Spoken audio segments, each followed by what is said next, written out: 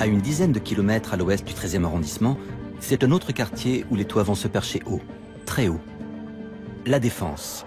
Le quartier des affaires et de la finance parisienne, situé hors des limites de la capitale, est devenu le plus vaste d'Europe, rassemblant plus de 70 tours, dont beaucoup dépassent les 150 mètres de haut.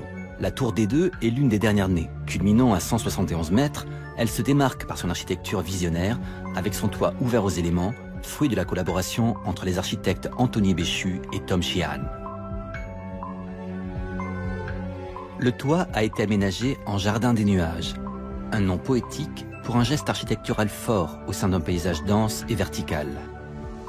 Je pense qu'à la Défense, on a besoin un peu de nature, un endroit où on peut se réfugier, effectivement.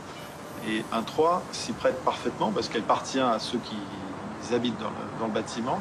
Et c'est un endroit qui est juste fantastique.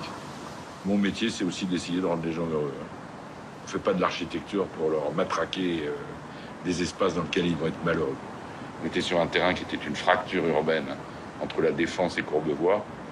On a réinstallé la vie sur le boulevard et petit à petit, cette fracture va complètement disparaître. On a constitué la tour comme un arbre. Le noyau est un noyau en béton, c'est le tronc de l'arbre. Les branches, c'est les poutres des planchers. Et les feuilles, c'est les losanges.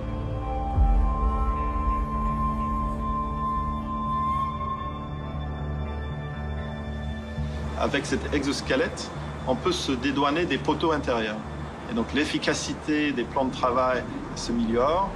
Il s'est prêté bien à ce site qui était entouré par des bâtiments assez différents, assez rectilignes. Et on voulait se démarquer dans cet environnement proche à quelque chose de doux, de fluide. Donc cette technologie a permis d'avoir 30% de moins de matière. La voie lactée que vous voyez le soir et le ciel que vous voyez dans la journée sur ce jardin des nuages donne une certaine spiritualité, c'est important.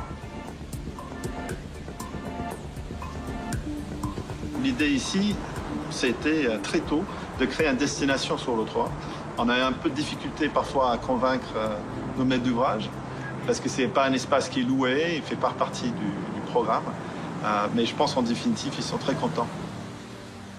On a été chercher des pins en forêt noire à 1500 mètres d'altitude pour qu'ils résistent au vent l'hiver sur la terrasse. On a été très loin.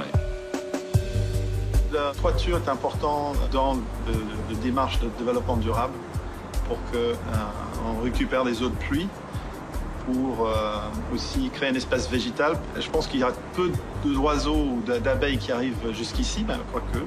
On a trouvé pendant le chantier un nid d'oiseaux qui était au, je crois, 34e étage. Le monde cartésien est en train de disparaître petit à petit pour être remplacé par ce monde fractal. Partage, échange, mutualisé, communication innovée vont être les mots qui vont guider notre travail d'architecte. Ce bâtiment est un peu un manifeste. C'est une première position qui montre ce qu'on a essayé de faire et où on va. C'est important de savoir où on va. Je suis certain qu'on va de plus en plus habiter sur les toits. Pour cette simple raison. C'est un espace qui est unique. Tout le monde va être sur le toit. Il n'y en a qu'un dans un immeuble. Il faut y aller.